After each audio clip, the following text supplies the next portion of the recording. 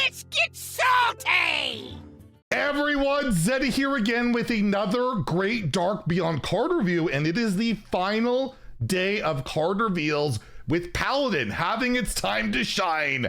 And we are seeing the return of an old beloved mechanic. I don't know, some people like it. Libram's return to standard in a whole new way, but will also apparently work with the old cards. I don't know if it'll tie in maybe in a reveal later today. We'll see. Anyways, we're gonna review all these cards. We have our giveaway going on for these cards of 2 regular pre-orders, 3 mega bundles out of my pocket to enter the giveaway. Like and comment in the video, link down description below, the one with that thumbnail over there. Be subscribed to the channel. Every 1,000 subs we get until all the cards are revealed, I will add another mega bundle. So hit that sub button, make me go baroque. So let's take a look at some of these new Libram cards that basically we have the Libram of Clarity here, a 3 mana holy spell, draw 2 minions. If this costs 0, give them +2, +1. Oh, my favorite, making things cost 0 mana. And not only you get 0 mana draw 2 at some point, maybe we'll see a way of maybe discounting the stuff, but you also buff the cards you get. So you have a specific tutor, you have buffs, and again, Arcane Intellect. How many times is that card going to be power crept on? Technically not, I guess that one's just cards, although a lot of the time that's worse. I don't know. Regardless, Intellect just dead. That card is so dead. And yeah, if this whole Libram package works like it did in the past, which by the way, so basically if you're not sure, we'll just show a Libram card from the past, like Libram of Wisdom.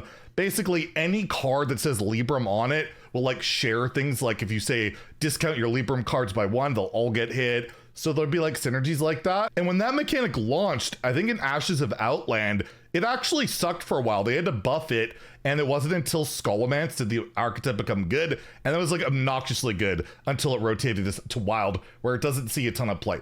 Regardless, off of that tangent, we have, yeah, just a good card draw card. Obviously, we're gonna have ways to discount this, and I don't believe we had a Libram that drew cards before.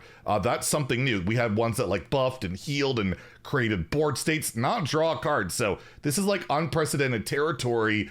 And in standard, I feel like this stuff will probably work. I don't know, Paladin's so good. Everything they give Paladin these days, they just make work. Like even Pipsy, which a lot of us were like, it's not gonna be that great. No, it's good. I mean, they took row cards to get it to be busted, but still, even Pipsy's good. And yeah, I'm gonna give this a 4 to 5 in standard. Drawing minions, possibly for 0, and then buffing them, hand buffing them can be incredible. You probably don't even care that much about the hand buff, but like you have like Sankazal or whatever, like that's good too. Like it's just gravy, right? So yeah, we'll give it a 4 to 5 in standard. In Wild, this is really interesting, right? Because the Libram discounted cards like the 1-drop or whatever, or you have like the 5 mana 4/6 taunt, those will discount this. They'll work. So you can like have more ways of possibly discounting these cards in Wild.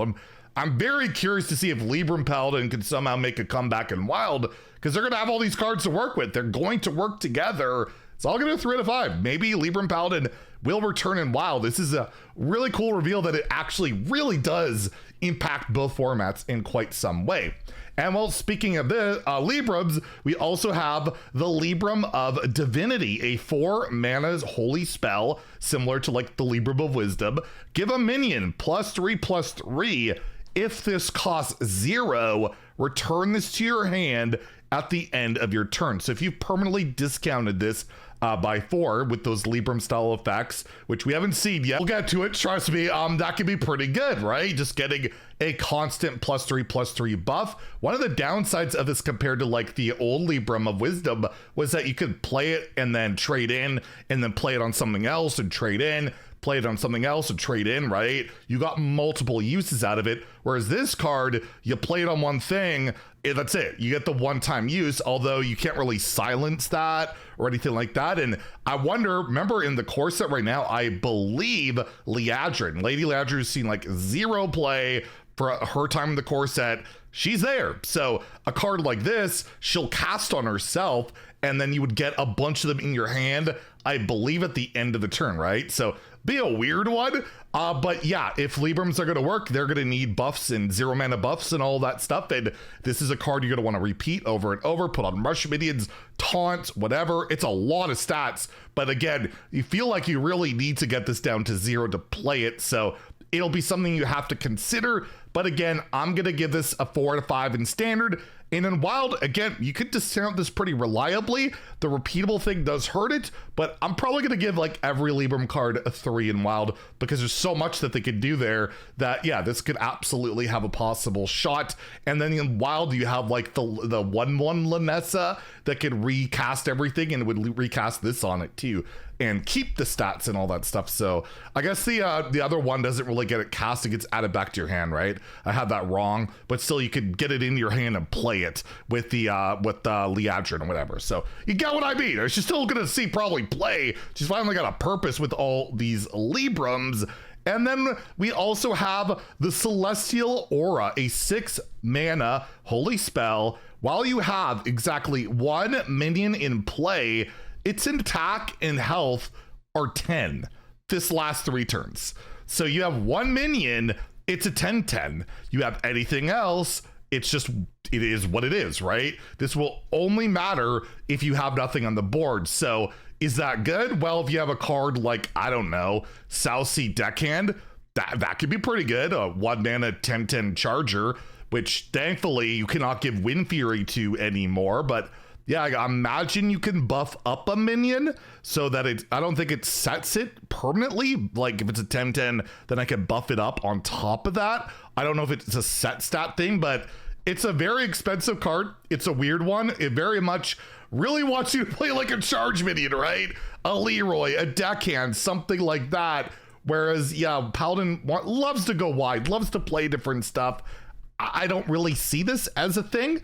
Love the artwork. It's really cool. It's a new aura for Paladin, but I'm not entirely sold on this. But it is a little bit spooky that maybe you can do something with this. But overall, I'm giving it a 2 out of 5 in standard, a 1 in wild. I just don't see this charge or big rush taunt combo. I don't know what you're really doing with this, right? It's very slow and just very selective addition. Useless unless you have just one thing on the board, which your opponent can also kind of manipulate and play around. And then we got to the Libram discounters. So these cards are going to be pretty important to discount the cards we were talking about earlier. Probably we should have reviewed them in the other order, right? Well, whatever. I didn't do that. I never said I'm good at my job. Anyways, we have the 4 mana 4/2 Draenei, the Interstellar Wayfarer, and it has Divine Shield, Battle Cry, reduce the cost of your Librams by 1 this game. So you play 2 of these, your Librams will cost -2 permanently, no matter what. Well, I guess like any card that says Libram in the name, and we might again have some more Librams later today. I'm not guaranteeing anything, but we might. You might see that. So yeah, any Libram that's generated, whatever, it is discounted for the rest of the game. You get a 4 mana 4/2 Divine Shield. It's okay. It's not amazing, but again, you might be able to attach some stuff to this. That 4 mana spell, for example, if it's down to 0, play it on this. And if Librams are going to work, you're going to have to play a card like this. And yeah, 4 mana is pretty expensive for this, right? They buffed originally the 1 mana Libram discounter from 2 to 1. So if this doesn't work, I guess it's going to be a 3 mana 3/2 with Divine Shield, right? But there is one more discounter. And again, if Librams are going to work, it's got to be with a card like this. We'll give it a 4 out of 5 in standard. Give it a 3 in wild, right? More discounters, the better in wild. Like you really don't get upset by it. And you can also tutor this with like the draw spell, right? The Libram draw minions, you can hit that, whether it's, you get the hand buff or not super relevant, but if you do, it's a 6/3. That's not too bad either. So yeah, pretty darn impactful. And then lastly, this will probably be the best of the discounter cards here, the Interstellar Star Slicer. This is a 3 mana 2/3 weapon with Battle Cry and Death Rattle. Reduce the cost of your Librams by 1 this game. So you play this on 3, you automatically discount your Librams by 1. You break the weapon, you discount by 2. Obviously, this is quite tutorable with your instrument tech, which like every weapon deck runs, because why don't you do that to tutor your weapon? And you draw both. You could actually like break this with the other weapon, and that'll proc the Death Rattle and give you another Battle Cry right away. So you're at like -3, and then you got to break that weapon and you'll be at -4 alongside the 2/4 drops. That's kind of the way you're looking at getting your Librams. It's just, I guess the main downside if we're looking at like the 4 mana spell, unless we got more discounters coming, you gotta kind of draw all your discounters to really get that going, unless you can repeat these effects, you know, in some way. I believe with Conman would break this and replay the weapon, and that's something you might want to consider. Conman won't really work very well with that 4-drop, but with the weapon, he could give you more procs, so that's something to consider, right?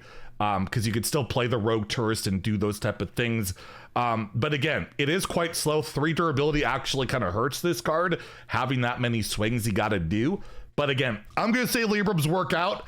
And again, if it's going to, this weapon, big part of it, we'll give it a 4 out of 5 in standard and a 3 in wild, where again, I mean, you got all the Libram cards there. It's bound to compound into some insanity. So there you go. That's 5 Paladin cards for now. I believe there are 2 more reveals.